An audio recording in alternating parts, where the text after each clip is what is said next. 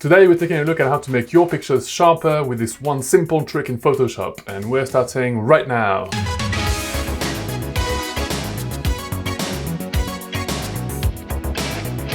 What's up guys, my name is Francois, welcome to this brand new channel and thank you so much for joining me on this beautiful day. This video is part of a whole playlist on how to conquer Photoshop. Every week I'll be releasing new tutorials just like this one, so make sure you like this video and get subscribed so you don't miss any future ones. So if you're ready to learn that one simple trick to make your pictures sharper, then grab your snacks, get comfortable and let's get cracking. So here's a picture I've taken from my Instagram page. By the way, if you're not already following me, make sure you do it now because this is where I post all my coolest pictures. You might want to make sure that this video is on the maximum settings, which is 1080p, just to make sure that you can tell the difference between the before and afters. So let's duplicate that layer, go to Filter, Other, click on that one little weird one called High Pass. Right now this looks really awful, but it's gonna get better really fast. Just to show you what the effect does, on 0 you get a 50% gray, and on the maximum, which in that case is 1000 pixels, you can pretty much see like a slightly modified version of the original picture. Now when you drag the slider up and down, you get those strong edges. For those of you who are familiar with After Effects, this kind of reminds me of the unsharp mask effects, which increases the sharpness on the areas of higher contrast in the picture. So it's not just one whole mess of detail with sharpness artifacts where you don't want them. The amount that you choose with the slider will allow more or less edges in,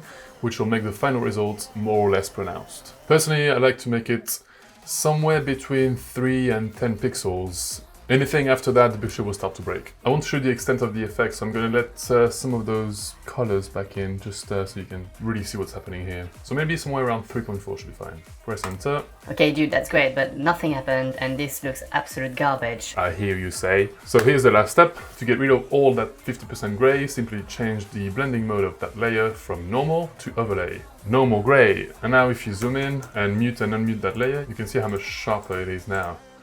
Obviously this is already a very edited picture, so it's going to look a bit broken here, for example. You're going to have really strong edges. You're going to have loads of noise over here, but I'm going to try on a different picture now to show you what you can do with it. So here's a second picture. This one was from unsplash.com, so I haven't got any credit for it, but it's a great picture. I'm going to once again show you the extent of the effect, so it might not look great. I'm going to push it to the limits, but if you dial it down, you'll be able to get great results with it. So once again, duplicate the layer, go to Filter, Other and High Pass.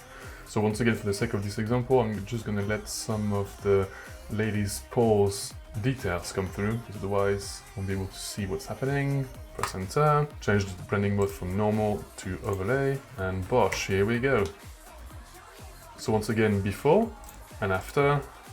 So obviously if you were retouching a picture, you wouldn't apply that effect on someone's skin because it's not always flattering, but this is still a very cool trick and I'm using it all the time, I'll be honest with you. What you can do as well is if you think this is too strong and you obviously can't dial it back down again, all you can do is just change the opacity from 100 to whatever it is you want until you're happy with it. So this is on 0 and then going up again, you can see some details.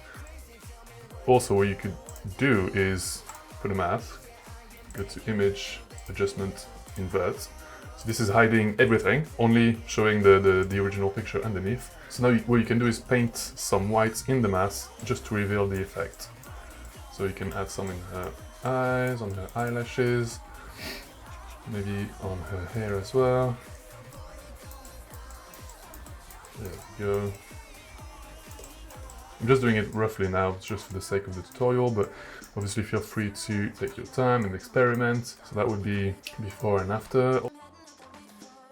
In fact, if I was doing this way, what I would do is delete this, start over, so duplicate the original, go to Filter, Other, High Pass, crank it up, maybe somewhere around 10, change the blending mode. So now obviously it's too strong on her skin, so we're going to do the same thing, add a mask, go to Image, Adjustment, Invert to hide that mask, and then just paint the areas that you want to see, so say her eyes. So now you have a stronger mask that you wouldn't leave on the overall picture because that would just make a mess, but you can just choose wherever you want to see that effect. So with a really soft brush you can go on her hair again, add even more detail than the previous one, and that makes it a lot better. Once again doing a rough job here, just to show you the effect. Before and after. That's pretty cool, I think. This is my first video of the year because I've been traveling a lot for work and haven't really been home much. So if you haven't already chatted on Instagram or TikTok, Happy New Year! I sincerely hope that 2020 brings you all the happiness and success that you want. If you enjoyed this video and you didn't mind my accent, you can give it a like, get subscribed and hit the notification bell. And if you're wondering what to watch next, I recommend you to watch this video right here. Thanks so much for watching, my name is Francois, I'll see you in the next video.